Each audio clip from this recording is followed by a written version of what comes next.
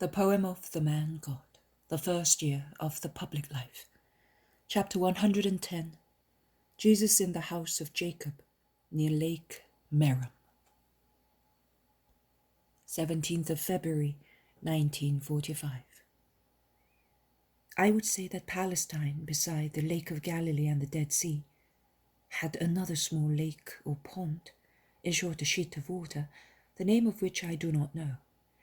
I am not at all good at reckoning dimensions, but with my naked eye, I would say that this small basin is about 2 miles by 1.5.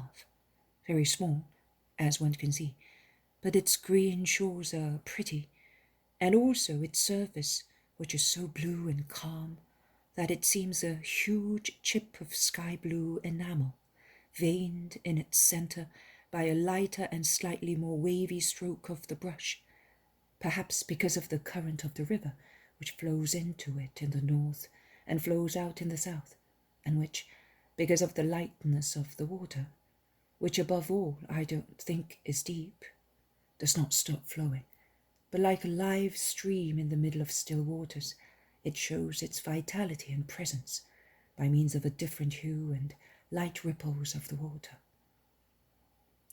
There are no sailing boats on the little lake, but only a few rowing boats, in which a solitary fisherman casts or hauls his fishing baskets, or ferries a traveller who wants to take a short-cut. And there are endless herds of sheep, which have certainly come down from the mountain pastures in view of the oncoming autumn, and are grazing on the green and rich pastures of the shores. At the southern end of the lake, which is oval-shaped, there is a main road, running from east to west, or rather from north-east to southwest. It is quite well kept, and is very busy with wayfarers going to the villages scattered in the area. Jesus is proceeding on this road with his disciples. It is a rather dull day, and Peter remarks, "It would have been better if we had not gone to that woman. The days are getting shorter and shorter, and the weather worse and worse. And Jerusalem is still so far away." "We will arrive in time, and believe me, Peter, we obey God more by doing a good deed than by an external ceremony. That woman is now blessing God with all her creatures around the head of the family, who has recovered so well that he will be able to be in Jerusalem for the Feast of the Tabernacles, whereas by that time he would have been sleeping under bandages and ointments in a sepulchre. Never corrupt faith with the outward appearance of acts. Never criticize. How can you be surprised at Pharisees if you, too, fall into an error of lack of compassion, and you close your heart to your neighbor and say, "I serve God and that is enough"? "You are right, master. I'm more ignorant than a little ass." "And I am keeping you with me to make you wise. Do not be afraid. Cusa has offered me the wagon almost as far as Jabbok. It is a short way from there to the fort. He insisted so much, and with such valid reasons, that I had to accept it, although I deem that the king of the poor should make use of the means of the poor. But Jonah's death caused a delay, and I have to modify my plans according to such an unexpected event." The disciples talk of Jonah, pitying his poor life and envying his happy death. Simon Zealot whispers, "I was not able to make him happy and give the Master a true disciple who had matured in long martyrdom and unshakable faith, and I am sorry. The world is in such need of faithful creatures, believing in Jesus, to balance the many people who deny and will deny." "It does not matter, Simon," answers Jesus. "He is happier now, and more active, and you have done more than anyone would have done for him and for me. I thank you also on his behalf. He now knows who freed him, and he blesses you." "Well, then, he curses Doris too," exclaims Peter. Jesus looks at him and says, "Do you think so? You are mistaken. Jonah was a just man. Now he is a saint. He did not hate or curse when he was alive. He does not hate or curse now. From his place of expectation, he is looking at paradise, and as he already knows that limbo will soon let the expectants out, he is jubilant. He does nothing else." "And Doris, will he be struck by your anathema?" "In what way, Peter?" "Well, by making him think and change, or by punishing him." "I have entrusted him to the justice of God. I, the love, have abandoned him." "Good gracious! I would not like to be him." "Neither would I." "Nor I." No one would. Because what will the justice of that perfect being ever be like? Says the disciples. It will be ecstasy for the good. It will be a thunderbolt for the Satans, my friends. I solemnly tell you, to be for a whole life a slave, a leper, a beggar, is regal happiness, as compared to 1 hour, 1 single hour of divine punishment. "It's raining, master. What shall we do? Where shall we go?" In fact, the first large drops of rain are falling and bouncing on the lake, which has become dark, reflecting the sky, now overcast, and it looks as if it is going to rain more heavily. "To some house. We will ask for shelter in the name of God." "And let us hope that we will find someone as good as the Roman.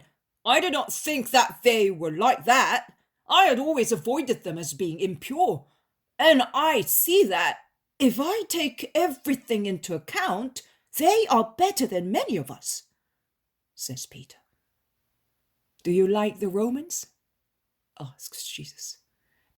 I find that they are not worse than we are, but they are Samaritans." Jesus smiles, but does not say anything. They meet a woman who is driving 8 sheep in front of her. "Woman, can you tell us where we can find shelter?" asks Peter. "I am the servant of a poor, lonely man, but if you want to come, I think my master will receive you kindly." "Let us go." They proceed under the heavy shower, walking fast in the middle of the sheep, trotting with their fat bodies to escape the downpour. They leave the main road to take a little one leading to a low house. I recognize the house of the peasant Jacob, the peasant of Matthias and Mary, the 2 little orphans of the August vision, I think. "It's over there. Run ahead while I take the sheep to the fold. Beyond the wall, there is a yard through which you can go to the house. He will be in the kitchen. Never mind if he is not very talkative. He has a great deal of trouble." The woman goes towards a small hut on the right-hand side. Jesus turns to the left with his disciples. There is the threshing floor with the well and the stone oven at the farther end, and the apple tree on one side, and there is the wide open door of the kitchen where a wood fire is lit and a man is repairing a broken rural implement. "Peace to this house. I ask you to give shelter for tonight to me and my companions," says Jesus on the threshold of the door. The man looks up. "Come in," he says, "and may God give back to you the peace you are offering. But peace here. For some time, peace has been Jacob's enemy. Come in, come in, come in all. A fire is the only thing I can give you in plenty, because..." "Oh, But you, now that you have taken off your hood. Jesus had covered his head with the edge of his mantle, holding it tight under his chin with his hand. And I can see you properly. You are the Galilean rabbi, the one who is called Messiah and works miracles. Is it you? In the name of God, tell me. I am Jesus of Nazareth, the Messiah. Do you know me? I heard you speak last month in the house of Judas and Anna. I was with the vintagers, because I am poor. A chain of misfortunes, hail, grubs, diseased plants and herds. What I had was sufficient for me, as I am alone, with only one maidservant. But now I have run into debt, because I am persecuted by bad luck. To avoid selling all my sheep, I worked in the houses of other people. After all, my fields. They looked as if a battle had been fought on them. They were so burnt, and the vines and the olive trees so fruitless, since my wife died, and that was 6 years ago. Mammon seems to have been amusing himself here. See, I am working at this plough, but the wood is all broken. What shall I do? I'm not a carpenter, and I go on tying it up, but it is no use, and I must watch also farthings now. I will sell another sheep to have the tools repaired. The roof leaks, but the field matters to me more than the house. What a pity! The sheep are all pregnant, and I was hoping to replenish my herd. Who knows? I see that I have come to bother you when you already have so many worries. You a bother? No! I heard you speak, and I still have in my heart what you said. It is true that I have worked honestly, and yet... But I think that I was not yet good enough. I think that perhaps it was my wife who was good, as she felt pity for everybody. My poor Leah, who died too early for her husband. I think that the wealth of those days came from heaven because of her, and I want to become better because of what you say, and to imitate my wife. And I am not asking for much, only to remain in this house where she died, where I was born, and to have a piece of bread for myself and the woman who works as my maid and as a shepherdess and helps as well as she can. I have no male servants. I had 2, and they were enough, as I also worked in the fields and in the olive grove. But I have bread only for myself, and not much either. Do not deprive yourself of it, to give it to us. No, master, if I had only one morsel, I would give it to you. It is an honour for me to have you. I would never have hoped for so much, but I am telling you my troubles, because you are good and you understand. Yes, I understand. Give me that hammer. You do not do it that way, you will break the wood. Give me also that spike, but make it red hot first. It will be easier to make a hole in the wood, and we will put the peg in without any trouble. Let me do it, I was a carpenter. You want to work for me? No! Let me do it. You are giving me hospitality, and I want to help you. Men must love one another, each giving what one can. You give peace, wisdom, and you work miracles. You are already giving a great deal indeed. I give also my work. Come, do as I tell you. And Jesus, who is wearing only his tunic, works quickly and skillfully at the split beam. He drills holes, fastens and bolts it and tests it until he feels that it is firm. It will still work for a long time, till next year, and then you will get a new one. I think so too. That plowshare has been in your hands, and it will bless my land. Not because of that, Jacob. It will bless it. Why then, my lord? Because you are merciful. You do not foster ill feelings of selfishness and envy, but you accept my doctrine and you practice it. Blessed be the merciful. They will receive mercy. In what way am I being merciful to you, my lord? I have practically no place or food for your needs. All I have is my goodwill, and never before have I regretted being poor as I do now, because I cannot honor you and your friends. Your goodwill is enough for me. I solemnly tell you that also a cup of water given in my name is a great thing in the eyes of God. I was a tired wayfarer caught in a storm, and you have given me hospitality. Mealtime comes, and you say to me, I offer you what I have. Night falls, and you offer me a friendly roof. What more do you want to do? Be confident, Jacob. The Son of Man does not look at the pomp of reception or of food, but he looks at the feelings of one's heart.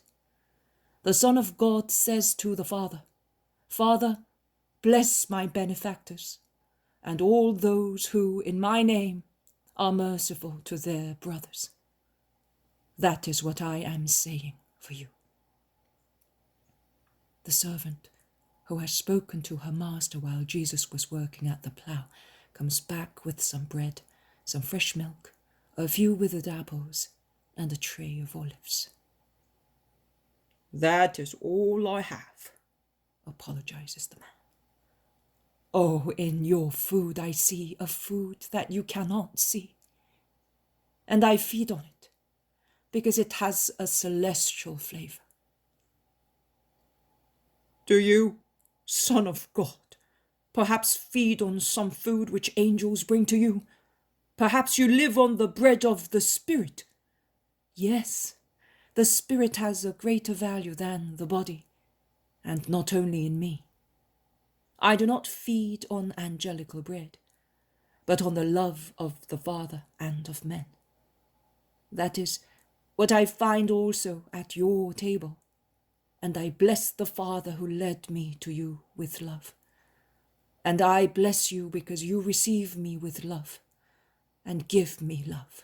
That is my food, as well as doing the will of the Father. Then bless and offer the food to God in my stead. Today you are the head of my family, and you will always be my master and friend.